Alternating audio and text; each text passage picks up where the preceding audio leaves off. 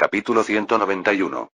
Marco llegó a Alejandría aproximadamente cuando Publio estaba saliendo del territorio de la dinastía Han. Arsínoe y Cleopatra salieron personalmente al puerto para darle la bienvenida. La multitud que se extendía desde el puerto hasta el palacio parecía estar dando la bienvenida a un rey. Era una escena que mostraba claramente cómo se percibía a Marco en Egipto actualmente. Bienvenido, estábamos esperando su llegada. Quien saludó a Marco como representante entre las dos faraones fue Arsínoe. Marco, con su extraordinaria perspicacia, comprendió inmediatamente quién tenía el control político en Egipto. ¡Qué sorpresa! ¿Cleopatra ha perdido terreno ante Arsínoe? No era solo una impresión. Se notaba ligeramente en la forma en que estaban dispuestas las personas. Las personas alineadas detrás de Cleopatra eran principalmente sacerdotes nativos egipcios. En cambio, detrás de Arsínoe había una distribución bastante diversa, desde nobles de linaje macedonio hasta sacerdotes. Aunque el poder de los nobles macedonios había desaparecido prácticamente, la administración de Alejandría aún no funcionaba sin ellos. Estos tendían más a adherirse al poderoso para obtener beneficios secundarios que a tratar de tomar el poder por sí mismos. El hecho de que se hubieran unido a Arsínoe significaba que reconocían a Arsínoe, no a Cleopatra, como la verdadera gobernante de Egipto. Si solo se consideraran las habilidades individuales, esto no habría sucedido. Marco pudo adivinar fácilmente la razón. Todo esto había ocurrido completamente por su culpa. Cuando eliminó a los nobles de alto rango, Marco actuó como si estuviera salvando a Arsínoe, que casi había sido burlada por ellos. Y Arsínoe incluso se había lanzado a sus brazos frente a todos. Ya era conocido el rumor de que las faraones eran mujeres de Marco, y esto solo había echado más leña al fuego. Naturalmente, los ciudadanos y administradores intermedios de Alejandría llegaron a considerar a Arsínoe como la mujer de Marco. En realidad, quien había implementado varias políticas para la unificación de Egipto y había elaborado planes meticulosos no era Arsínoe, sino Cleopatra. Aunque los ciudadanos comunes no lo sabían, todos los que tenían cierta posición conocían este hecho. Sin embargo, el hecho de que muchos se hubieran unido a Arsínoe demostraba que todos sabían quién era el verdadero dueño de Egipto. Pero es problemático que se incline tan drásticamente hacia un lado. Lo que Marco deseaba era que las dos hermanas mantuvieran un equilibrio y armonía mientras gobernaban Egipto. Si se hubiera inclinado adicionalmente hacia Cleopatra, ella, con su aguda perspicacia, habría controlado hábilmente la situación, pero Arsínoe aún carecía un poco de esa capacidad. Así que por eso resolviste tan rápido lo que te pedí. Cleopatra necesitaba logros en este momento. Y no logros ordinarios, sino una especie de evento que pudiera vincularla con Marco. Como fue Cleopatra quien ayudó exclusivamente en la construcción de la gran biblioteca de Roma, esto probablemente sería una buena excusa. Comprendiendo aproximadamente la situación, Marco pidió a Cleopatra que lo guiara hacia el Museo de Alejandría. Tal como Cleopatra había escrito en su carta, ya había completado la clasificación de todos los libros. Y también mostró la delicadeza de separar los libros relacionados con temas en los que Marco estaba personalmente interesado. Impresionante. Pensaba que habría algunas deficiencias, pero realmente es un trabajo impecable. No habría enviado una carta invitando a Marco a Alejandría si no hubiera pensado que era perfecto. Gracias a usted, parece que la biblioteca se completará un año antes de lo que esperaba. Quería construirla lo más rápido posible, así que es realmente afortunado. El rumor de que Roma está construyendo una biblioteca también se ha extendido ampliamente en Alejandría. Aunque la mayoría parece pensar en secreto que es un intento vano. ¿Vano? Cleopatra asintió con una expresión desconcertada. Es uno de los pocos orgullos que quedan en Alejandría. Roma ya supera a Alejandría en tecnologías fuertes y prácticas, pero en aspectos culturales, todavía piensan que no es posible. Entiendo.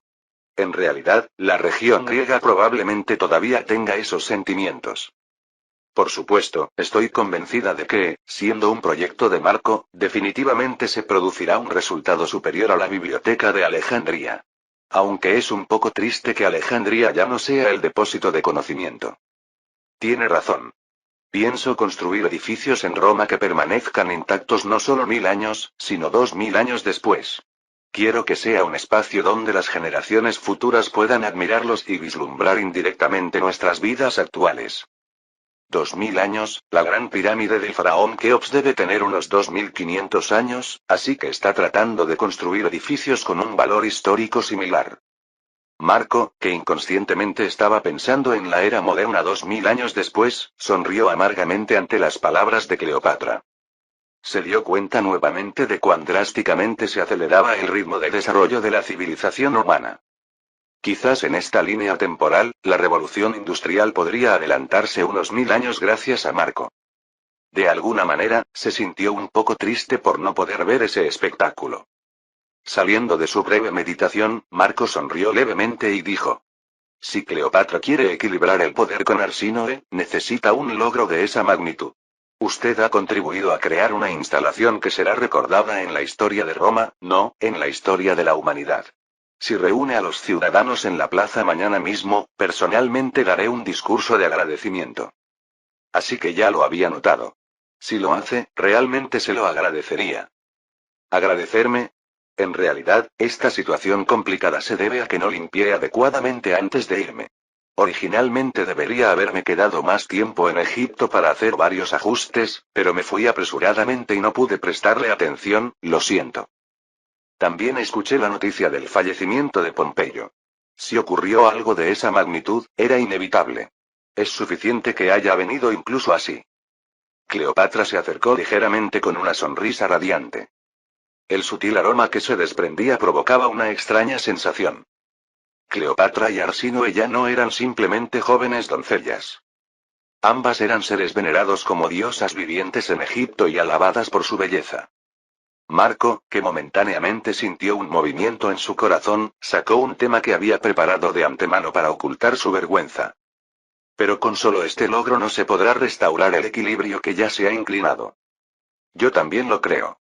Por eso tengo en mente un recurso secreto. ¿Podría escuchar de qué se trata? Todavía es solo una idea, así que es un poco difícil decirlo.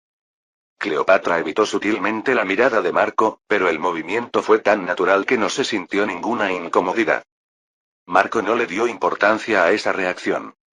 Entonces usemos el método de predecir el nivel del agua del Nilo. Según mis cálculos, tendrá efecto al menos para el próximo año. ¿Predecir el nivel del agua del Nilo? ¿Acaso está diciendo que predecirá de antemano si habrá inundación o no? ¿Cómo es posible? Yo puedo saberlo. Y si las cosas fluyen como Cleopatra ha dicho previamente, probablemente la opinión pública se inclinará instantáneamente hacia Cleopatra. Por supuesto, sería problemático si fuera demasiado así que anuncie que esta profecía solo puede recibirse cuando las dos faraones están juntas. Entonces, el equilibrio de poder también se ajustará naturalmente. No, lo que quiero decir es, ¿cómo puede saberlo de antemano? Si el resultado fuera diferente de lo que se predijo, sería problemático para Cleopatra. Ya estaba por detrás de Arsínoe en apoyo, y si hiciera una profecía falsa, sufriría un golpe irreversible. Marco afirmó con una convicción suficiente para disipar la ansiedad de Cleopatra. ¿Alguna vez he dicho algo inútil hasta ahora? Créame. Lamentablemente, el Nilo no se desbordará este año ni el próximo. Por lo tanto, es necesario aumentar las reservas de alimentos desde ahora y prepararse para la situación futura. No inundarse por 2 años consecutivos, ciertamente, si esto es cierto y lo predice con anticipación, todos en Egipto jurarán lealtad absoluta a nosotras hermanas. La rica capacidad agrícola de Egipto se basaba completamente en el entorno del Nilo, que causaba inundaciones periódicas. Pero si el Nilo no se desbordaba, no se podían cultivar adecuadamente en tierras con fertilidad agotada. Por eso, Egipto había instalado un instrumento para medir el nivel de inundación a un lado del Nilo. Midiendo cómo subía el nivel de agua allí, se podía estimar aproximadamente cuánta inundación habría ese año. Sin embargo, era casi imposible predecirlo con 1 o 2 años de anticipación. Si lo lograban, ¿quién cuestionaría la divinidad de Cleopatra y Arsínoe? El problema era cómo podía saberlo, pero Marco no reveló su fuente. Naturalmente, Marco no era tan inteligente como para recordar todos esos eventos detallados y años. Pero el hecho de que las inundaciones en Egipto habían alcanzado su punto más bajo, causando una mala cosecha, era algo que se podía saber con un poco de investigación. Al verificarlo de antemano, por buena o mala suerte, Alejandría tenía programados 2 años de hambruna. Si solo resolvía bien esta parte, no habría que preocuparse por el gobierno de Egipto. Por supuesto, no podía revelar el método.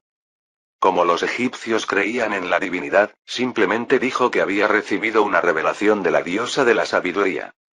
Sorprendentemente, nadie cuestionó esta mentira. Incluso Cleopatra creyó en las palabras de Marco tal como estaban. Lo entendió aún más fácilmente porque consideraba a Marco como el Osiris del mundo occidental. Para Marco, que aún conservaba la inteligencia de una persona moderna, era asombroso, pero en esta época, la palabra de los dioses aún estaba por encima de todas las leyes y el sentido común. La predicción no falló.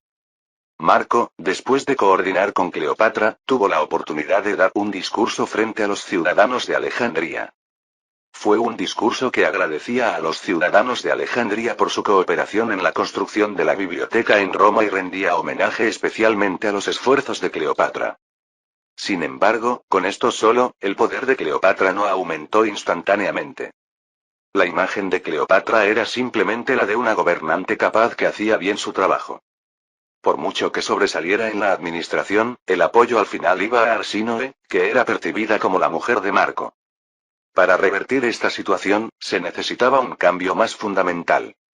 La hambruna del próximo año y del siguiente que Marco había predicho era lo más efectivo, pero había que esperar al menos hasta el próximo año.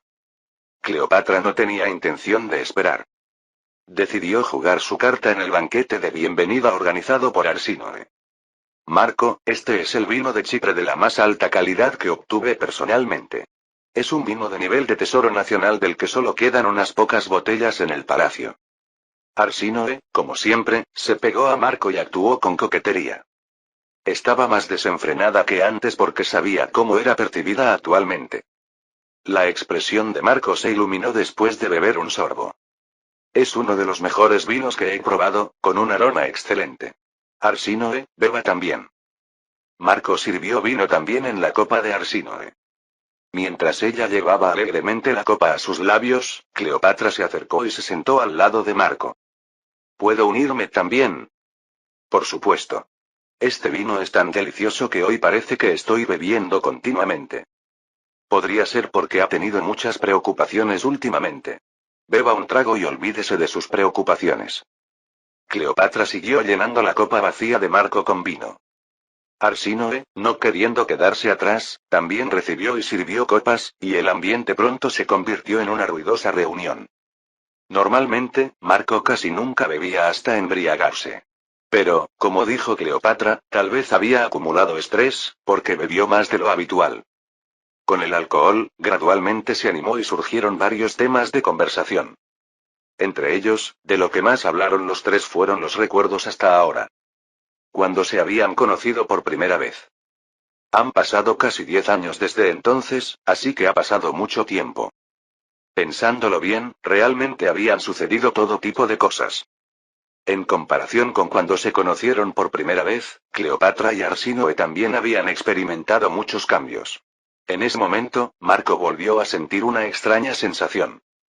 Parece que me está subiendo demasiado el alcohol. Debería irme ya. Como siempre, demasiado alcohol siempre trae arrepentimiento. Marco, que no tenía la menor intención de beber hasta perder el conocimiento, dijo que iría a su dormitorio y se levantó. Cleopatra rápidamente se acercó y se ofreció a acompañarlo hasta su dormitorio. Marco le dio las gracias y se dirigió a su dormitorio, reprimiendo la somnolencia que le invadía. ¡Ay, mi cabeza! Quizás bebí demasiado. Marco, cuyos recuerdos se habían interrumpido momentáneamente, se frotó la cabeza mientras se incorporaba en la cama. Entrecerró los ojos ante la cálida luz del sol de la mañana y miró hacia abajo. Su cuerpo robusto, sin un solo hilo de ropa, quedó completamente expuesto a la luz matinal. ¿Cuánto había bebido para haberse quitado toda la ropa antes de dormir? Marco sonrió amargamente mientras retiraba la sábana. Sin embargo, a través de las aberturas de la sábana, algo con curvas finas y fluidas, completamente diferente a su cuerpo musculoso, captó su atención. Sorprendido, intentó levantarse de la cama, pero su brazo sintió algo suave. Y no solo de un lado, sino de ambos lados, derecha e izquierda. Con el corazón hundido, Marco miró lentamente a ambos lados. Dicen que los malos presentimientos siempre se convierten en realidad. Allí estaban Arsínoe y Cleopatra, al igual que Marco, sin una sola prenda de ropa, respirando suavemente con los ojos cerrados. Marco, sin comprender la situación por un momento, permaneció sentado en la cama sin poder levantarse. A medida que la conciencia regresaba gradualmente, el pensamiento de he cometido un error se extendió como un incendio en su mente. Ah, esto. Capítulo 192. Marco intentó recordar lentamente lo sucedido. Por más que haya bebido, no fue tanto como para que se me borrara la memoria. Aunque su cabeza todavía estaba confusa, poco a poco empezaron a volver los recuerdos de ayer. Marco tenía la costumbre de diluir siempre el vino con un poco de agua cuando bebía. El vino sin diluir tenía un contenido alcohólico demasiado alto, por lo que no mucha gente lo bebía puro. En Roma, donde se había desarrollado la cultura de disfrutar el vino, quienes bebían hasta perder el conocimiento no eran bien vistos. Marco era una persona meticulosa en este aspecto. Nunca antes había cometido un error por estar ebrio. Parece que las dos me tendieron una trampa. Según recordaba, la única persona que estaba a su lado hasta que llegó a su dormitorio era Cleopatra. Entonces, ¿por qué Arsínoe también estaba en la cama? Además, mirando alrededor, no había señales de resistencia en absoluto. Marco hizo todo lo posible por recordar los eventos de ayer para entender todo antes de que las dos despertaran. Afortunadamente, aunque había partes borrosas, tenía algunos recuerdos fragmentados. Cuando llegó a la puerta de su dormitorio, ebrio, claramente solo Cleopatra estaba a su lado. Ella se había pegado a él e intentó entrar en el dormitorio. Marco, como tiene dificultades para mantenerse en pie, yo lo cuidaré. Primero, quitémonos esa incómoda toga. Está bien. Cleopatra, fingiendo ayudarlo a cambiarse a ropa más cómoda, sutilmente se acercó más y comenzó a quitarse su propia ropa.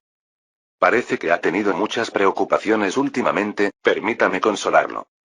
¿Eh? No, espera. Está bien. Quédese quieto y yo me encargaré de todo. Marco, solo cierre los ojos y reciba mis atenciones. Los oídos de Marco, que ya estaba prácticamente sin memoria y completamente embriagado, apenas captaron las palabras de Cleopatra.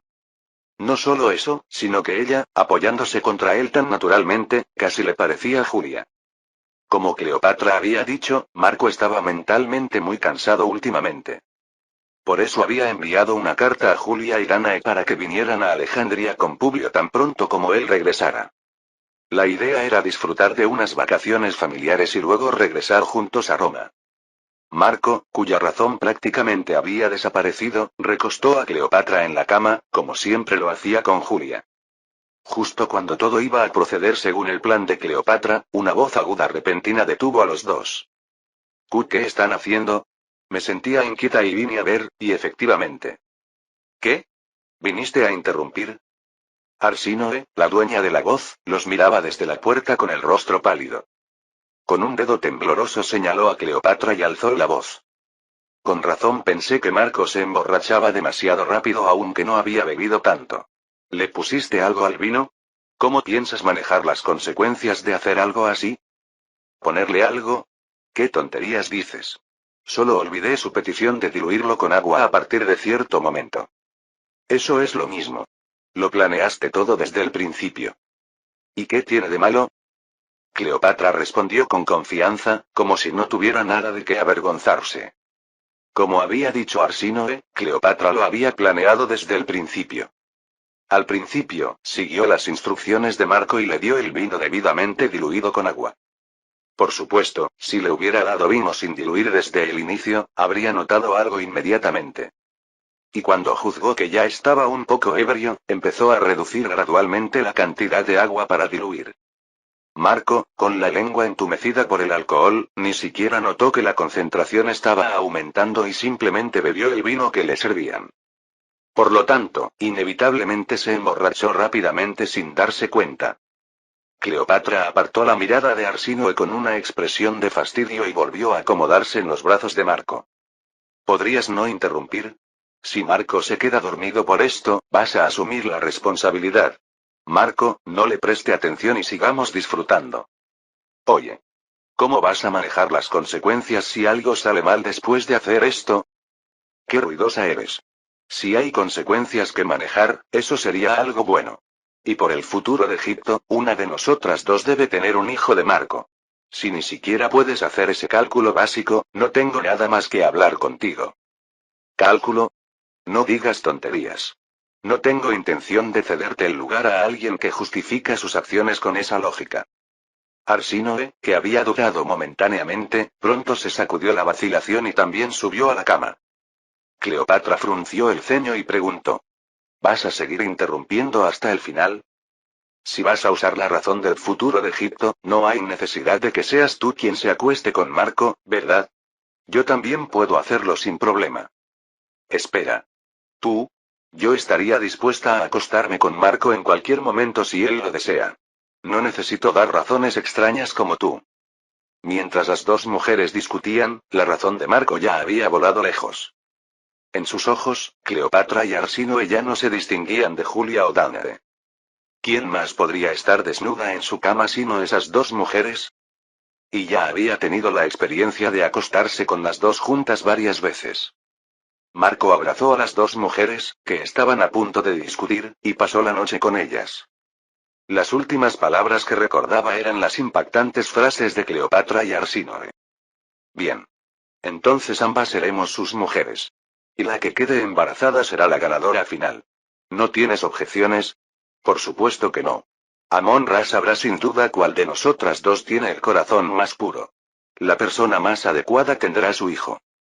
Después de eso, no recordaba nada más. Habiendo comprendido aproximadamente la situación, Marco miró con incredulidad a las dos mujeres profundamente dormidas a su lado. Pensé que seguían siendo niñas, pero hacer algo así. En su mente apareció momentáneamente el rostro de Julia, quien para ahora estaría preparándose para ir a Alejandría. ¿Cómo podría explicarle este incidente? Por supuesto, la inteligente Julia no vería mal que Marco tomara a las faraones de Egipto. Ella entendería bien lo que significaría que la sangre de Marco se mezclara con el linaje real egipcio. Pero eso solo sería si le hubiera dado explicaciones suficientes y obtenido su comprensión de antemano. ¿Qué esposa aplaudiría con gusto si se le informara después de que ya se había cometido el acto? Originalmente, Marco habría estado dispuesto a tomar a una de las dos, Cleopatra o Arsínoe, cuando llegara el momento necesario. Por supuesto, solo si ellas lo deseaban, aunque Marco ya sabía que ambas faraones sentían atracción por él. Estaba claro que si él lo deseaba, no lo rechazarían. Pero nunca esperó que ellas fueran las que lo asaltaran primero de esta manera. Y acostarse con ambas simultáneamente definitivamente no estaba en sus planes. ¿Esto es realmente problemático? Podía imaginar perfectamente cómo reaccionaría Julia si alguna de ellas quedara embarazada. Esto era completamente culpa de Marco, así que no tenía excusa alguna. Así que este era el significado de lo que Cleopatra dijo en la biblioteca. Debería haberme dado cuenta entonces. Así como Marco había querido plantar su linaje en la familia real egipcia, Cleopatra también tenía un objetivo claro. Primero, si se acostaba con Marco, podría tener la imagen de ser su mujer, como Arsínoe. Y si, con suerte, también quedaba embarazada, podría ocupar una posición mucho más ventajosa que Arsínoe. Aún así, el hijo de ambas no se convertiría en romano, y tampoco podría casarse formalmente con Marco.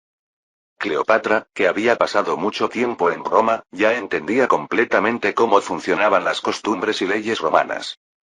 De todos modos, ella no necesitaba un hijo romano, así que no le importaba. Lo único que deseaba eran dos cosas. Tener un hijo de Marco y ser conocida como la mujer de Marco. Con eso sería suficiente para hacer que la posición de la casa real egipcia fuera tan sólida como una roca.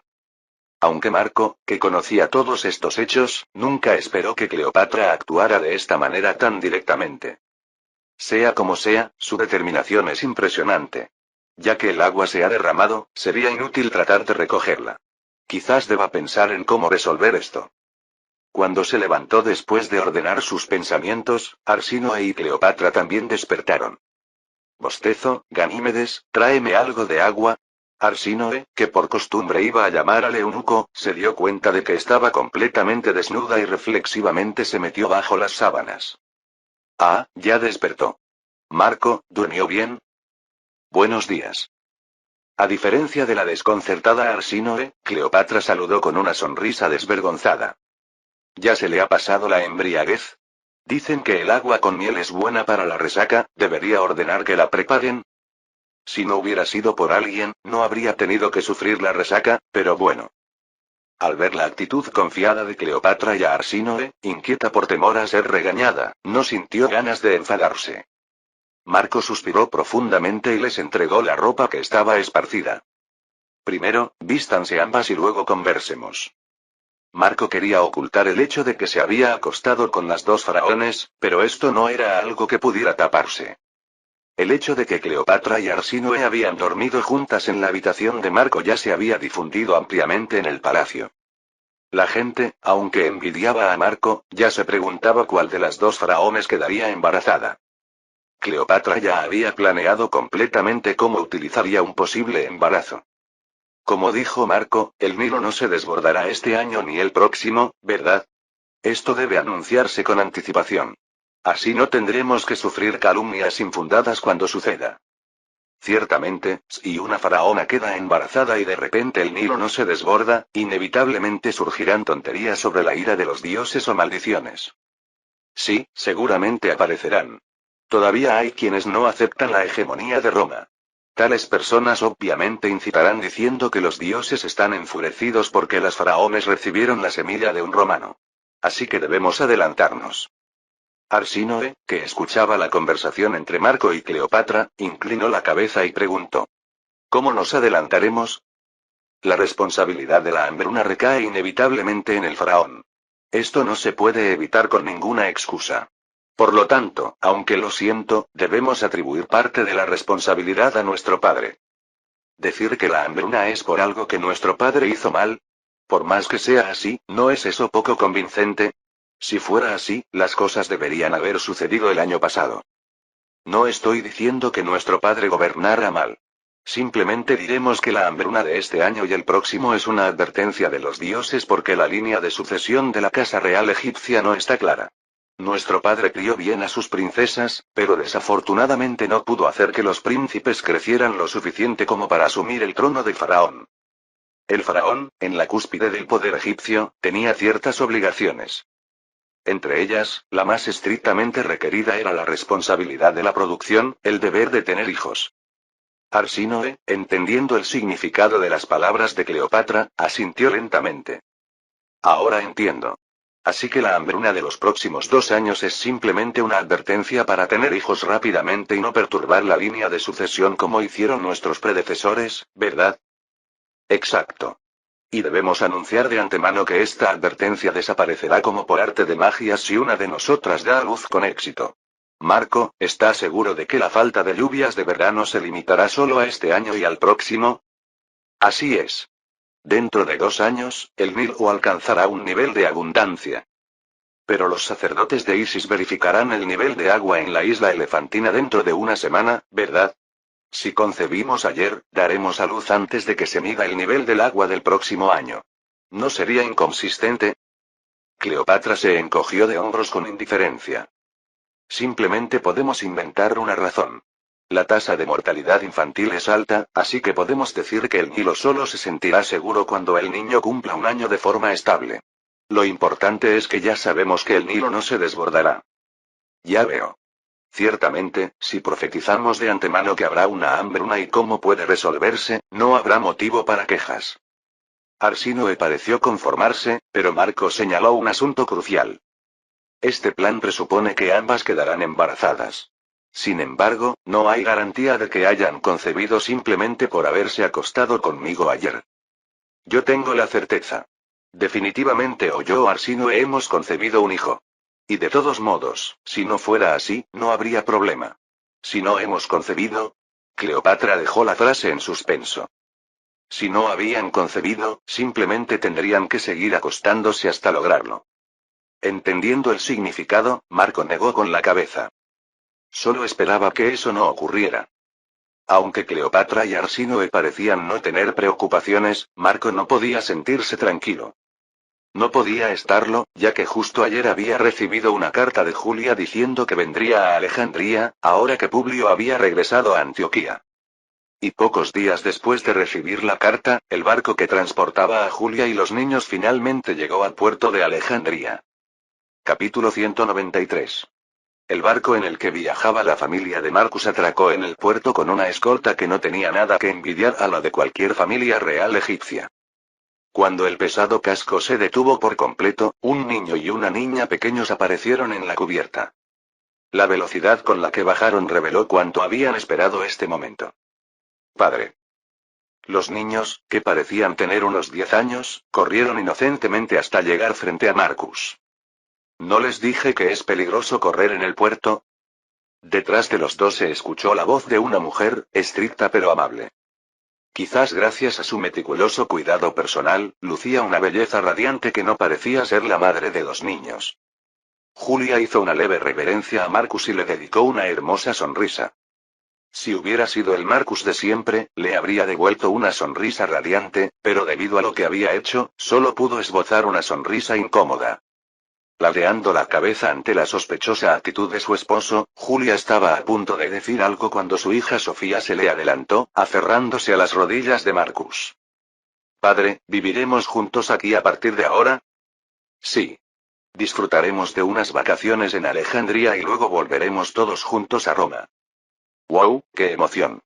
Entonces, ¿vivirá en Roma de ahora en adelante? ¿No saldrá a expediciones? Así será por un tiempo. Ya no hay muchos lugares más que conquistar. Sofía y Trajano saltaron de alegría visiblemente emocionados. Marcus también había estado pensando últimamente que no debía ausentarse de casa por tanto tiempo. Probablemente influenciado por Pompeyo, quien hasta el final se preocupó por sus problemas familiares. Se fortaleció su deseo de pasar más tiempo con sus hijos y prepararles un futuro en el que pudieran vivir felices. Su mirada se dirigió hacia Danae, quien salía caminando lentamente detrás de Julia. En sus brazos llevaba a su hijo Aquiles, que había crecido considerablemente desde la última vez que lo vio. Detrás de ella, Publio y Berenice caminaban con cautela. Marcus abrazó torpemente a Julia y se acercó a Publio para saludarlo cordialmente. Has trabajado duro en un viaje tan largo. ¿Te fue bien en tu misión como embajador? Sí. Traigo resultados que le satisfarán. Dejé aquel objeto con los artesanos de Antioquía. Probablemente no tardará mucho en dar frutos. Bien. Si todo sale como se espera, esto será enteramente mérito tuyo. Te daré una recompensa adecuada. Me basta con que mi esposa haya recuperado sus derechos como miembro de la realeza egipcia. Ella también quería expresar su agradecimiento a usted y a sus hermanos.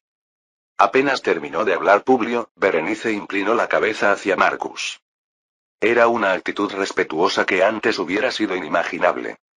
Satisfecho con el saludo, Marcus miró a todo el grupo y dijo: Bueno, no tiene sentido quedarnos parados aquí. Volvamos al palacio. ¿No habrá ceremonia de bienvenida? De hecho, le pregunté al faraón si sería conveniente preparar una gran ceremonia de bienvenida. Pero pensé que sería mejor que descansaran primero, así que pedí posponerla. ¿Te decepciona que no haya ceremonia? Para nada. Julia negó con la cabeza, sonriendo. Honestamente, me alegra que todas las grandes ceremonias se hayan pospuesto.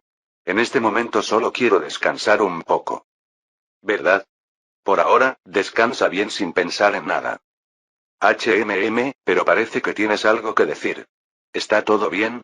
Si quieres hablar, podemos hacerlo aquí mismo. ¿Eh? Ah, no. Iré a tu habitación más tarde y hablaremos entonces. Es un tema algo delicado.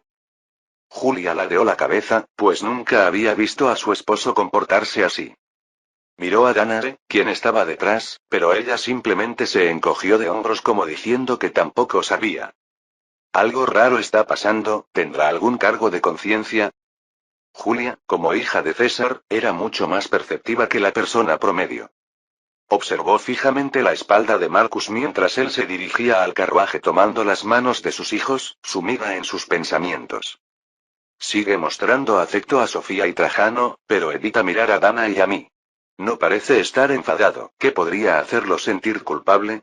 Egipto, Alejandría, Faraón. Al recordar los rostros de Cleopatra y Arsínoe, esbozó una sonrisa amarga con una expresión peculiar. Aunque parecía improbable, como dice el refrán, lo improbable a veces mata. Estaba a punto de subir al carruaje con Danae cuando cambió de dirección y se acercó a Espartaco, que aún permanecía en su puesto. Las pupilas de Espartaco temblaron como si hubiera un terremoto al ver a Julia acercarse sonriendo. Señor Espartaco, ¿podríamos hablar un momento? Subamos juntos al carruaje. Ja, ja, ja, ¿yo debo permanecer al lado del señor Marcus? ¿Mi esposo? Ya se ha ido en el carruaje con los niños. Como él no está, usted debe protegerme a mí. Sí. Es cierto, pero... No pretendo ponerle en una situación difícil. Solo responda una cosa. Espartaco sintió que una extraña frialdad se ocultaba tras la hermosa expresión de Julia. Su sonrisa, que veía después de tanto tiempo, era tan hermosa que provocaba admiración, pero también tan aterradora que causaba escalofríos. De vuelta en el palacio, Marcus jugó un rato con los niños y luego llamó a Publio a su habitación para escuchar su infieme. Publio preparó unas hojas de té traídas de la dinastía Han y se las ofreció a Marcus. Es lo que beben los nobles de allá. No es alcohol, pero tiene un aroma peculiar que resulta bastante agradable. Pruébelo. Oh, gracias. Lo disfrutaré. Marcus, que había recibido un regalo inesperado, acercó la taza a sus labios saboreando el aroma del té. Publio, observando esa familiaridad, inclinó la cabeza y preguntó. ¿Lo ha probado antes? Parece muy natural cuando lo bebe. ¿Quién sabe? Tal vez sí, tal vez no. Marcus dio una respuesta ambigua mientras bebía un sorbo de té. Comparado con el té que ocasionalmente bebía en la era moderna, tanto el sabor como el aroma eran diferentes, pero de alguna manera le resultaba nostálgico. Por cierto, hermano, ¿no debería hablar primero con su esposa? Tanto ella como Danae tenían muchas ganas de verle. Ah, eso, dicen que es mejor recibir el castigo de inmediato, pero prefiero tomarme un tiempo antes de enfrentarlo. De todos modos, después de terminar nuestra conversación, pienso subir a verla. Era una explicación incomprensible, pero Publio decidió no insistir. En lugar de preguntar el motivo, procedió a relatar detalladamente todo lo ocurrido en la dinastía Han. Marcus leyó cuidadosamente cada uno de los asuntos que Publio consideraba importantes. ¿Dices que te dijeron que no era necesario que te inclinaras ante ellos? Te trataron de manera bastante excepcional. Sí. Parecían considerar al Hijo del Cielo del Reino del Centro y a usted como iguales. De hecho, así lo dijeron. Eso es imposible. Aunque te hayan dicho eso verbalmente, en sus registros estarán escribiendo algo completamente diferente. ¿Cómo? ¿No me dio esa impresión? Como no hablas su idioma, pueden decirte cualquier cosa superficial. Además, no es como si pudieras ver directamente cómo lo registran después. Las dinastías del Reino del Centro siempre habían sido así. Incluso cuando Han pagaba tributo a los Xiongnu tras ser derrotado, o cuando Son pagaba tributo a Liao y Jin, ellos nunca lo consideraban como una sumisión por inferioridad. Para ellos, era simplemente un gesto de buena voluntad del Hijo del Cielo buscando la paz con un poderoso país de las fronteras. Marcus había imaginado que tratarían de establecer relaciones con Roma de manera similar. De todos modos, le daba igual lo que ellos hicieran. No importaba si la dinastía Han registraba a Roma como un estado vasallo o como un país que venía a pagar tributo, nada cambiaría. Roma ya había obtenido todos los beneficios prácticos importantes, así que ¿qué importancia tenían esos juegos de palabras? Considerando que ya había recibido los informes sobre asuntos menores, Marcus abordó el tema que más le intrigaba. Los funcionarios de Ano el Hijo del Cielo no mencionaron nada sobre las tribus nómadas del norte. Cualquier detalle, por insignificante que sea. Ah, ese tema surgió brevemente. Veo que usted también está interesado, ¿era un asunto importante? Publio preguntó con una mirada ligeramente preocupada. Temía haber descuidado información crucial debido a su juicio inexperto. Todavía no sé si debo considerarlo importante o si estoy preocupándome demasiado. Si escuchaste algo, dímelo con detalle. Sí. Pues, en el fondo, Marcus esperaba sinceramente que los Xiongnu siguieran atormentando constantemente a la dinastía Han. Si los Xiongnu y An seguían enfrentados, podría dejar de preocuparse desde hoy mismo. Lógicamente, los Xiongnu que peleaban con An desde lejos no podrían ejercer presión sobre los nómadas occidentales. Los debilitados escitas no representarían problema para el actual poderío militar romano. Sin embargo, lo que salió de boca de Publio se acercaba al peor escenario posible. Últimamente, esos nómadas del norte llamados Xiongnu se han vuelto notablemente silenciosos. Según la inteligencia de An, parece que se han desplazado hacia el oeste. ¿Escuchaste alguna razón para ese movimiento? Ellos tampoco parecían saberlo con certeza. Escuché que los Xiongnu están interesados en la ruta de la seda por donde An comercia con las regiones occidentales. Ya veo. Es información muy útil. Entonces los Xiongnu se han desplazado hacia el oeste. Al ver el rostro de Marcus tensarse, Publio preguntó sin entender. ¿Eso significa que esos Xiongnu podrían llegar hasta Roma? Seguramente no. El alcance de acción de los nómadas es completamente diferente a lo que imaginas. En mi opinión, si se han movido hacia el oeste, solo hay una cosa que podrían estar buscando. La razón por la que los Xiongnu constantemente actuaban en el norte del Reino del Centro era porque la civilización más rica que conocían era el Reino del Centro. Si hubiera un país cercano tan próspero y con tantas riquezas acumuladas como An, se habrían trasladado allí inmediatamente. En la historia original, los Xiongnu apenas conocían sobre Roma hasta el momento de su declive. Pero ahora las cosas eran diferentes. A través de la ruta de la seda, los avanzados productos romanos habían fluido hacia An, y los rumores sobre la gran civilización occidental se habían extendido ampliamente hacia el este. Si los Xiongnu hubieran juzgado que Roma era un país mucho más rico que An, era imposible predecir cómo actuarían. Obviamente, no podrían atacar inmediatamente debido a la enorme distancia entre ambos. Entre los Xiongnu y Roma había numerosas tribus y pequeños estados. Pero, ¿qué pasaría si los Xiongnu formaran un poder enorme sometiéndolos mientras avanzaban hacia el oeste? Europa podría enfrentarse a la pesadilla de Gengis Khan 1200 años antes. Decidiendo que era hora de establecer contramedidas serias, Marcus salió de la habitación para organizar sus pensamientos. Primero debo enviar una carta a Roma. Le diré nuevamente a César que ordene investigar al menos un mes más al este de Germania. Suspirando profundamente, Marcus subió al piso superior y se preparó mentalmente frente a la puerta de Julia. Estaba bien ocuparse del problema de los Xiongnu, pero antes había otros asuntos que atender. Los Xiongnu podrían ser un problema futuro, pero la catástrofe podría ocurrir mañana mismo. Al entrar cautelosamente en la habitación, Julia lo recibió con una sonrisa radiante. ¿Has venido? Estaba esperando a ver cuándo vendrías. Junto a Julia estaba también Tanner. Ella miró alternativamente a Julia y a Marcus, esbozando una sonrisa incómoda. Al ver la curva en los labios de Julia, el cuerpo de Marcus se tensó. Aunque sus labios sonreían, sus ojos no. ¿Acaso ya lo ha adivinado?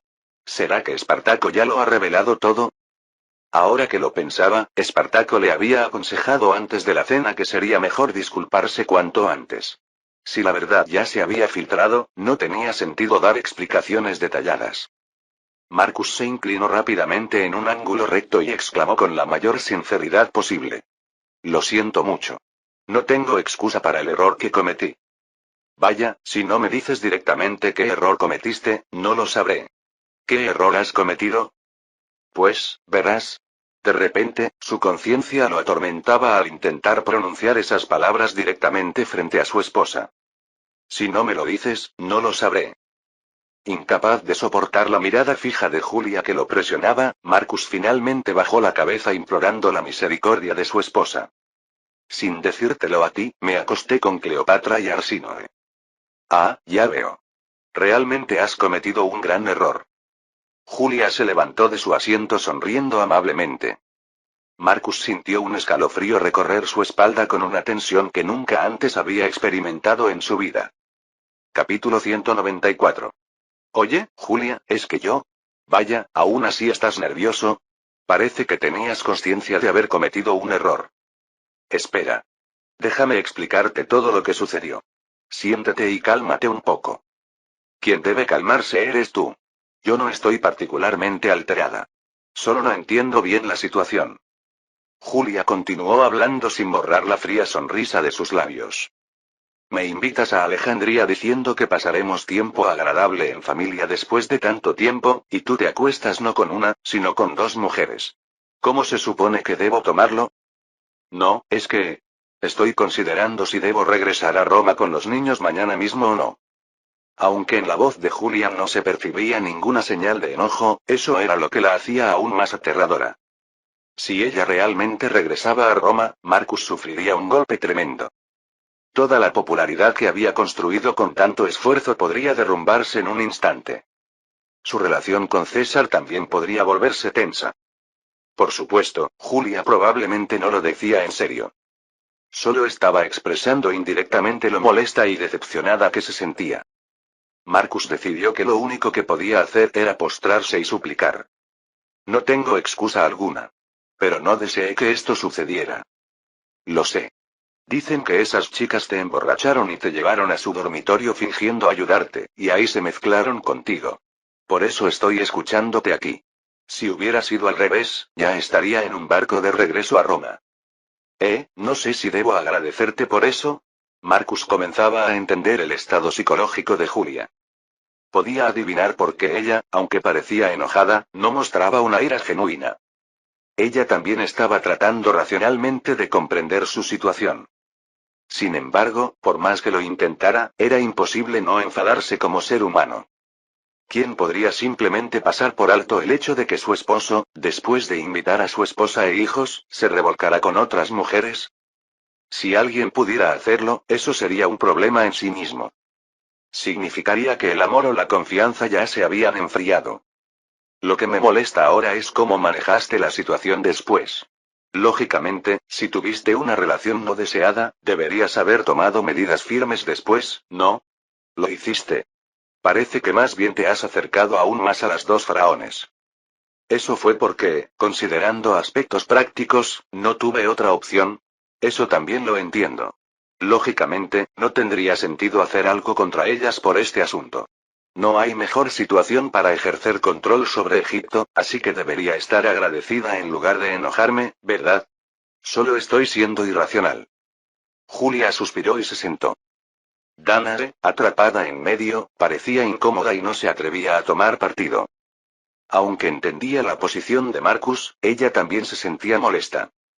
Marcus, sintiendo como si estuviera sentado sobre espinas, dejó de excusarse. Sabía que el enojo de Julia era puramente emocional, y que hablar de más solo empeoraría las cosas. Lo mejor era mantener silencio con una expresión que reflejara arrepentimiento sincero. Al observar a Marcus, la mirada de Julia se suavizó ligeramente. Era una persona demasiado racional como para seguir enojada sin motivo. La verdad es que esto era inevitable. Plantar tu linaje en la dinastía ptolemaica significa que nuestra familia prácticamente controla Egipto. Bueno, así es. Y para los faraones, no es mal negocio asegurar su seguridad uniéndose con el máximo gobernante de Roma. De todos modos, no vas a casarte formalmente con ellas ni establecer una relación de pareja, así que quizás estoy reaccionando de manera exagerada. No, tienes todo el derecho de estar molesta. Considerando tus sentimientos, debería haber manejado mejor la situación. Lo que me dolió fue que, sabiendo que era inevitable, podrías haberme avisado antes. Honestamente, sabíamos que esto pasaría desde hace mucho tiempo, ¿no? Marcus no tenía nada que refutar. Julia sabía perfectamente cómo Cleopatra y Arsino miraban a Marcus. Al principio parecía una mezcla ambigua entre amor y admiración, pero con el tiempo era fácil notar cómo crecían los sentimientos de ambas partes. Incluso habían discutido ligeramente sobre este tema antes. La respuesta de Marcus entonces fue que las dos eran demasiado jóvenes para hablar de eso. Julia no estaba de acuerdo, pero no le contradijo. Esta vez, Marcus ofreció una disculpa realmente sincera. Tienes razón. Quizás desde que acepté a esas dos, ya estaba planeando esto. Para tener a Egipto completamente bajo mi control, necesitaba hacerlas mis mujeres, no puedo negar que tuve ese pensamiento. Si en ese momento te hubiera hablado con sinceridad y pedido tu comprensión, creo que me habrías dado tu permiso sin mucho problema. Igual habría puesto algunas condiciones. Por supuesto. Aunque ya esté hecho, no quiero lastimarte. Haré todo lo posible por mantener el equilibrio.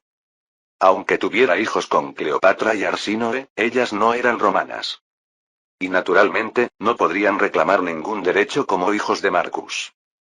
El hijo de Danae al menos era romano y había entrado en la familia como hijo adoptivo de Marcus, pero los hijos de las faraones ni siquiera podrían hacer eso. Marcus le prometió firmemente esto a Julia. Solo los hijos nacidos de Julia tendrían derecho a heredar todo de la familia Craso.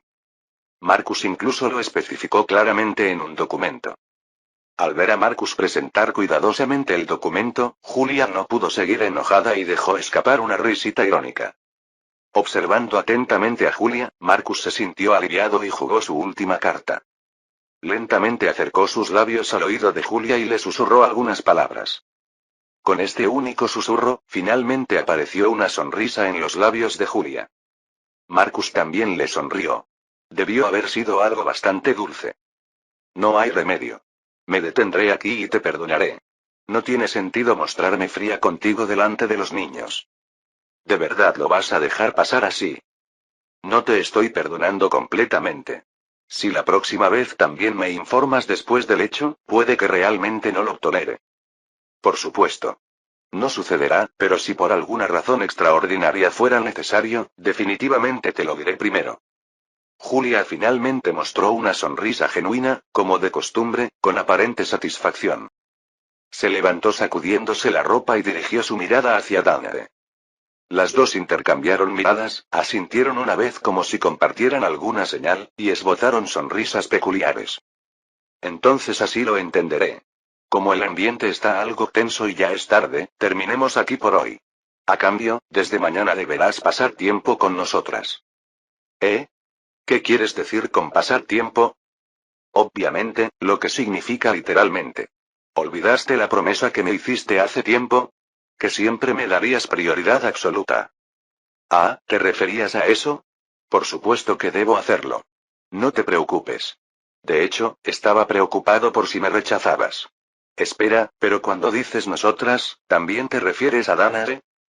Por supuesto. ¿Lo disfrutaste tanto con esas egipcias, no? Después de casarse, Julia descubrió que odiaba profundamente perder ante alguien. Y básicamente quería disfrutar de todo lo que Marcus había ofrecido a otras mujeres. Como esposa legítima, esto no era extraño, así que Marcus quería complacerla en lo posible. Como no era la primera vez, tenía confianza en poder reconciliarse con su esposa. Pero Marcus, en ese momento, no se dio cuenta de que estaba entrando en su propia tumba. Por haber prometido imprudentemente, fue llamado a la habitación de Julia casi todos los días a partir del día siguiente. Y fue exprimido hasta el punto de pensar que las dos mujeres que más amaba en el mundo eran aterradoras. Por primera vez en su vida, se dio cuenta de que dormir con la persona amada podía convertirse en una experiencia temible.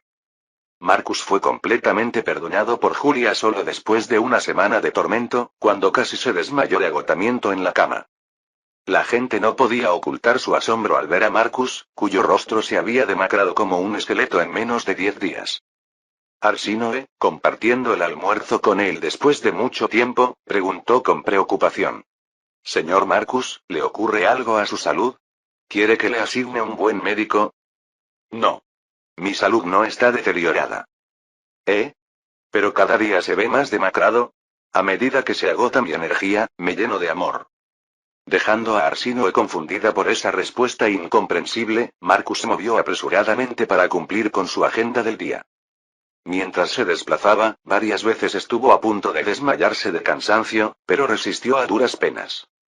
Por suerte, Julia debió pensar que había sido demasiado severa, porque esa noche no lo llamó a su habitación. Después de descansar bien por primera vez en mucho tiempo, Marcus dio la bienvenida a un nuevo día, sintiendo en carne propia la importancia del descanso. Como buen entendedor de los sentimientos masculinos, Publio visitó la habitación de Marcus con hojas de té. Hermano, mi esposa me contó. ¿Se desmayó?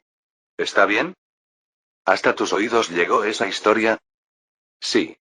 Mi esposa lo escuchó cuando hablaba con su esposa y Danae. ¿Es cierto? No hablemos más de eso. Me están volviendo las pesadillas. La mano de Marcus temblaba al llevar la taza de té a sus labios. Parecía que el miedo instintivo grabado en su cuerpo tras una semana de sufrimiento estaba resurgiendo lentamente. Observando esto, Publio sonrió amargamente mientras servía té en su propia taza. Aún así, ¿no cree que su esposa lo perdonó fácilmente? Si yo hubiera hecho lo mismo, probablemente mi esposa ya me habría asesinado. Puedes decir eso, pero tu expresión delata lo feliz que estás. ¿Cómo va tu vida matrimonial? Ya debería estar acabándose la luna de miel. ¿Acabándose? Cada día soy más feliz que el anterior. Jaja. Ante esa radiante sonrisa que surgía con sinceridad, Marcus chasqueó la lengua ligeramente, sintiendo una repentina irritación. Parece que todavía estás en la mejor etapa. ¿Eh? ¿Qué dijo? Nada. Sírveme otra taza. En medio de esa tranquila jornada en Alejandría, donde los hermanos disfrutaban conversando sobre trivialidades, el sonido de un soldado corriendo a toda prisa rompió la paz cotidiana. Mensaje urgente. Ha llegado una carta que debe entregarse inmediatamente al señor Marcus. Ah, ¿qué problema habrá surgido ahora? ¿De dónde viene?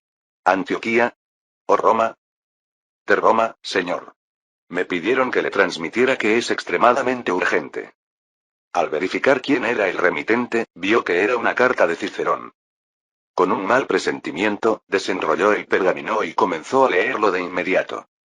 Había manchas de tinta corrida en varias partes, como si hubiera sido escrito con tanta prisa que la tinta no había tenido tiempo de secarse.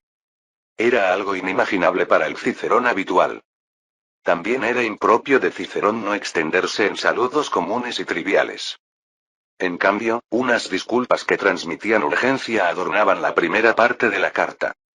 Expresaba que lamentaba no haber estado a la altura de la confianza depositada al dejarle Roma a su cargo. Y que la situación había superado lo que podía manejar, por lo que pedía el regreso de Marcus lo antes posible. La razón era: Sexto ha levantado una legión y atacado preventivamente la Galia. ¿Qué?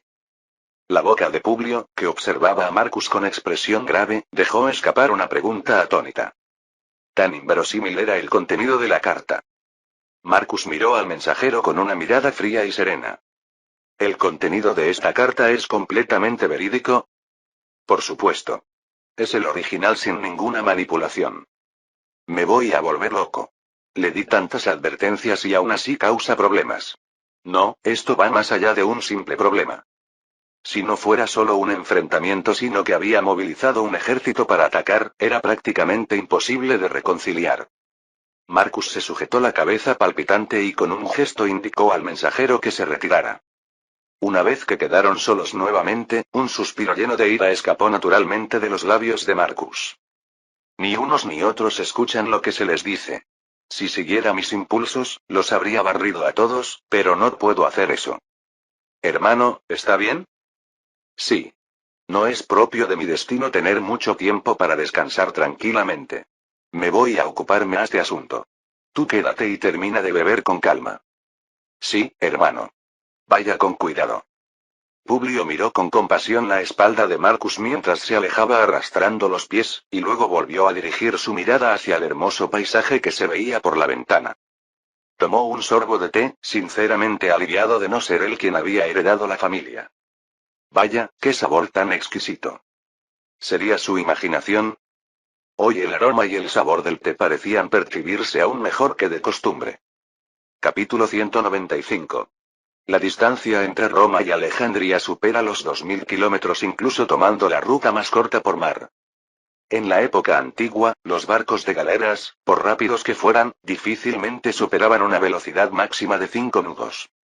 Es decir, cuando Marcus recibió el informe en Alejandría, ya habían pasado unos 10 días desde que ocurrió el incidente. Sexto comenzó a actuar en secreto después de que Marcus partiera. Aunque había decidido atacar a César, no tenía intención de actuar precipitadamente y ser descubierto. Primero se aseguró de que los senadores que habían acordado unirse a él mantuvieran absoluto silencio. El éxito de este asunto depende completamente del mantenimiento del secreto desde el principio hasta el final. Si alguien habla imprudentemente, será considerado un traidor. Que todos lo tengan en cuenta. Los movimientos de la facción de Pompeyo fueron silenciosos pero rápidos. Primero, los senadores acusados por la facción aristocrática fingieron estar furiosos, simulando que resolverían el problema mediante un juicio. La persona a la que la facción aristocrática atacaba más persistentemente era Gavinio, de la facción pompeyana. La facción cesariana también había filtrado secretamente todo tipo de pruebas a los aristócratas para derribarlo. La razón era, por supuesto, que Gavinio era uno de los senadores con mayor talento militar en la facción pompeyana. Un aspecto afortunado era que la atención en el juicio de Gavinio evitaba que los senadores miraran hacia otras direcciones. Sexto consideró que era la oportunidad perfecta para moverse bajo la superficie. Fue una buena decisión dejar la mitad de las legiones en Hispania. Incluso después de terminar la guerra civil con Neo, había mantenido 3 legiones permanentes para mantener el orden. En ese momento le había parecido un gasto inevitable pero costoso, ahora pensaba todo lo contrario. Sin las legiones de Hispania, ni siquiera habría considerado implementar su plan actual. Después de indicar a Gavinio que intensificara su campaña mediática, se reunió con sus compañeros cada noche para revisar el plan. Los senadores de la facción pompeyana que ya habían decidido unirse a su causa escucharon atentamente cada palabra de la explicación de Sexto. Como dije antes, lo más importante es mantener el secreto, y lo segundo en lo que debemos concentrarnos es en la rapidez. Sexto continuó señalando con el dedo un enorme mapa desplegado sobre la mesa. César actualmente comanda 10 legiones. Un ejército formidable. Y además son tropas de élite muy bien entrenadas. No tenemos posibilidad de enfrentarlos directamente. Incluso si Gavinio y yo nos esforzáramos al máximo en el mando, sería difícil lidiar con César solo. Además, tiene numerosos y excelentes oficiales bajo su mando. Uno de los senadores que escuchaba la explicación preguntó con expresión incómoda. ¿Entonces está diciendo que no tenemos posibilidades? De hecho, los senadores de la facción pompeyana no estaban exentos de ansiedad. Habían decidido luchar contra César porque intentaba excluirlos abiertamente, pero el oponente era nada menos que el propio César. ¿Quién era él? Un genio militar que en menos de 10 años había conquistado toda la Galia y Britania, y obtenido la mayor parte de Germania. Al pensar en luchar realmente contra él, muchos sentían palpitaciones y no podían dormir por la noche. Sin embargo, unirse ahora a la facción cesariana tampoco les ofrecía futuro, así que estaban entre la espada y la pared. Sexto entendía bien los pensamientos de sus compañeros senadores. Si él mismo sentía esa ansiedad, ¿cómo no iban a sentirla los demás? La evaluación de Marcus había sido precisamente esa. En un enfrentamiento directo, estaba seguro de que perdería 100 veces de 100. Por supuesto, por eso mismo nunca había pensado en medir fuerzas directamente desde el principio. Sexto señaló hacia Britania y Germania, mirando a los senadores con confianza. No hay necesidad de asustarse de antemano. Hasta ahora he limitado mis palabras para mantener la seguridad, pero ha llegado el momento de compartir mi plan. En primer lugar, aunque César tiene 10 legiones, no puede movilizarlas todas. Actualmente, ha destinado 2 legiones a Britania para su estabilización y 2 a Germania. Entonces hay un total de 6 legiones estacionadas en la Galia. Sí. Y esas 6 legiones no están todas juntas. He confirmado que al menos una, máximo 2 legiones, están estacionadas en el norte de la Galia. Pero cuando estalle la lucha, ¿no se unirán inmediatamente? Aunque las legiones de Britania y Germania tardarán bastante en llegar. Por eso debemos resolver esto rápidamente. Si atacamos primero e infligimos daño al enemigo desde el inicio, podemos mantener la ventaja incluso cuando lleguen los refuerzos enemigos tardíos. Sexto movía hábilmente las fichas sobre el mapa mientras explicaba su estrategia sin vacilación. Tenemos 3 legiones estacionadas en Hispania. Y podemos movilizar inmediatamente 3 legiones más en Italia, que habían sido reclutadas para la anterior expedición. Así que primero atacaremos con 6 legiones, y cuando lleguen los refuerzos enemigos, nosotros también traeremos 4 legiones adicionales recién formadas. Es decir, la ventaja en la guerra se decidirá por cuánto daño inflijamos con el ataque sorpresa inicial. Ah, por eso se ha preocupado tanto por mantener el secreto. Sí. Y los preparativos para las 6 legiones iniciales ya están completos. Las legiones de Hispania serán comandadas por Pomponio, quien sirvió como legado bajo mi padre. Y yo avanzaré hacia el norte en la Galia liderando las 3 legiones formadas aquí. La voz de Sexto tenía una firmeza muy diferente a cuando luchaba contra Neo. Al final, el hijo del león es un león. La experiencia de liderar personalmente una legión había sido un fundamento incomparable para el crecimiento del antes inexperto Sexto. Aunque no intentaba mostrarlo deliberadamente, todos a su alrededor podían sentirlo. Los senadores veteranos de la facción pompeyana vieron un rayo de esperanza en este nuevo Sexto. Si continuaba creciendo así, podría convertirse en un pilar que liderara Roma como Pompeyo en el pasado. ¿Y si lograba una victoria contra César? Podría incluso comandar un poder que ni siquiera Marcus, con su fortaleza absoluta en Oriente, podría desafiar. Y viendo la situación actual, claramente no carecían de posibilidades de victoria. César ni siquiera parecía sospechar que Sexto estaba planeando algo militarmente. Esto era comprensible. La decisión de Sexto era prácticamente una apuesta con su futuro en juego. Era diferente al caso de Neo. En aquella ocasión, tenía la justificación clara de atacar a un traidor que había violado abiertamente las leyes de Roma, pero la guerra que ahora planeaba iniciar carecía incluso de esa justificación. Nadie había esperado que Sexto desenvainara su espada contra César. De hecho, muy pocos sabían que César estaba detrás de las disputas políticas que ocurrían en Roma. Sin embargo, esta guerra sin justificación también podría suponer una carga considerable para Sexto.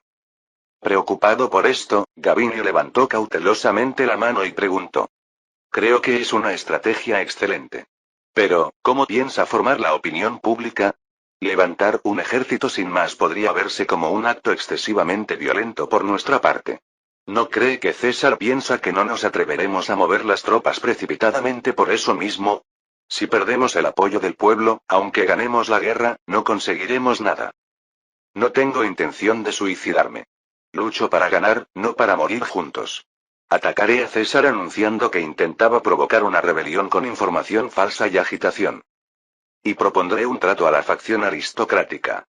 Si cooperan en resolver el caos después de la guerra civil, compartiremos beneficios y me comprometeré a colaborar con ellos para fortalecer la autoridad del Senado. Es una buena idea. Ellos no tienen nada que perder. Si perdemos, simplemente nos condenarán, y si ganamos, cooperarán mientras obtienen beneficios. Sexto ya había pensado en todos los detalles del acuerdo. Si les prometía distribuir tierras fértiles seleccionadas cuidadosamente en la Galia, los aristócratas probablemente se lanzarían con los ojos encendidos. La variable restante era que César movilizara a las tribus galas para enfrentarse a ellos, pero también había considerado medidas para bloquear esto de antemano. Todos los preparativos posibles estaban completos. Ya no había razón para vacilar. Después de explicar el plan a sus compañeros senadores, Sexto inició acciones enérgicas. Pomponio, que había cruzado a Hispania, movió discretamente sus legiones a una posición desde la que pudiera invadir la Galia en cualquier momento. Sexto envió secretamente a sus subordinados para movilizar rápidamente a los legionarios que había preparado con antelación. En circunstancias normales, senadores como Cicerón, que se jactaban de estar bien informados, habrían notado estos hechos. Sin embargo, ahora estaba tan absorto en el juicio de Gavinio que no tenía tiempo para fijarse en otras cosas. Esto se debía a que Gavinio subía diariamente a la tribuna, afirmando que la facción cesariana estaba detrás de todo este asunto, intensificando la controversia política. Hasta ahora, nadie sabía que Sexto estaba preparándose para la guerra.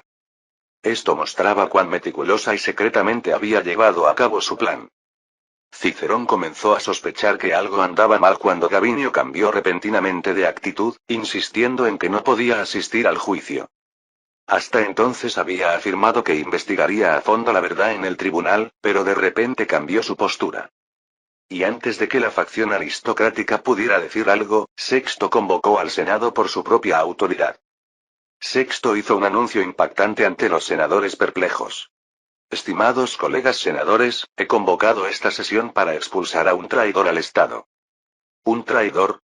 Aunque Gavinio aceptó sobornos, ¿no es excesivo aplicarle el cargo de traición? A pesar del mordaz comentario de Catón, la expresión de Sexto no se alteró en absoluto. Al contrario, sonrió a Catón y habló con calma. Cuando escuche a quien pretendo señalar, señor Catón, usted lo recibirá con agrado. Después de todo, lo ha atacado incluso más diligentemente que yo. ¿Qué? No puede ser. Es exactamente lo que piensa. Aplicaré el cargo de traición al Estado a Cayo Julio César, actual gobernador de la Galia, Britania y Germania. Y si se niega, ejecutaré el procedimiento de citación incluso por la fuerza. Para ello, usaré la autoridad de mando de 10 legiones que me ha sido otorgada. ¡Qué absurdo! ¿Traición? ¿Crees que César aceptará tal acusación infundada? ¿Por qué se sorprende tanto? Señor Catón, ¿no ha afirmado siempre que César intenta derrocar al Senado y destruir la República? Alguien que busca derribar la República naturalmente es objeto de cargos por traición. ¿No debería estar de acuerdo, señor Catón? El rostro de Catón palideció. Era cierto que había estado advirtiendo constantemente sobre la peligrosidad de César. También estaba convencido de que albergaba ambiciones de derrocar la República. Pero esto no era correcto. Atacar a César de esta manera no traería ningún beneficio. No puedo estar de acuerdo. Esto no es más que buscar pelea para provocar una guerra. ¿Quién apoyaría una opinión tan estúpida? Quien provocó primero fue César. Maliciosamente intentó difamar a los senadores que me apoyan con razones absurdas para hacerles perder sus escaños. Es una calumnia infundada y puedo presentar pruebas de que la evidencia fue falsificada. ¿Es eso cierto? Por supuesto, era mentira. Pero Sexto anticipaba que si derrotaba a César, podría obtener tales pruebas. Incluso si no encontraba rastros de falsificación, simplemente podría fabricarlas. Sexto asintió sin pestañear. Por supuesto. Y la intención de César al hacer esto es una sola: debilitar al Senado enfrentando a la facción aristocrática con mis senadores, para luego tomar el poder él mismo. También tengo todas las pruebas de esto. Entonces muéstrenos esas pruebas. Hasta entonces, no puedo estar de acuerdo con su afirmación. Por supuesto que las haré públicas. Sin embargo, como el tiempo apremia, le pido que comprenda que debo actuar primero. Esto no es un acto ilegal ni un abuso de autoridad. Se me han otorgado derechos equivalentes a los de un cónsul de Roma, y un cónsul puede, según su propio criterio, reprimir actos de rebelión cuando ocurren. Y ciertamente debe hacerlo. Cicerón, que había permanecido en silencio, frunció el ceño sin ocultar su incomodidad. Es cierto, pero eso no significa que puedas aplicar cargos de traición a una persona inocente y perjudicarla. Si no puedo presentar pruebas después, aceptaré el castigo correspondiente. Todo lo que digo aquí quedará registrado, así que no podré retractarme. ¿Están satisfechos con esto?